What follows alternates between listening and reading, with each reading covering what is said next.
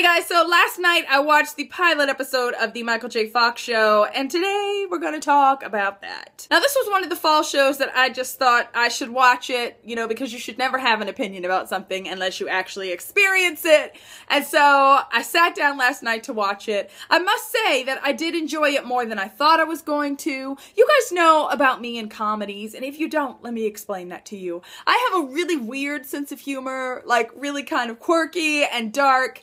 And there are not a lot of comedies that I find funny. Like, there are lots of comedies that are on the air right now that millions of people love that I could sit and watch and not laugh at all because I don't think they're funny. So comedies and Poppy, it's like hard for me to find a good match. So Michael J. Fox plays a character named Mike Henry. So it turns out that Mike Henry was a newscaster, and then he got diagnosed with Parkinson's disease, and so he decided to kind of take a break. During the break, he decided to kind of focus on his family. He's got kids at home and a wife, and really, secretly, he's driving them all insane. He runs into his old boss one day, and then before you know it, he's kind of being invited back to work, while at the same time, his family is kind of like on the other end, like pushing him to go back to work. Now, of course, you have the huge parallel between this show and real life, as we have Michael J. Fox, the actor, coming back to work on a sitcom after being at home with his family dealing with Parkinson's disease. So that was kind of interesting.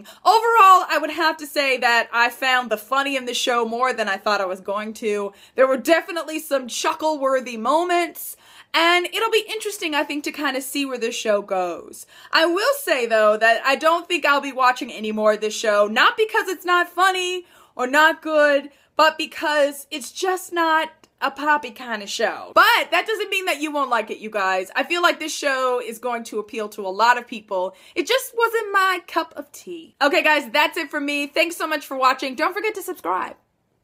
Do it right now. Click the button. Okay, guys, bye.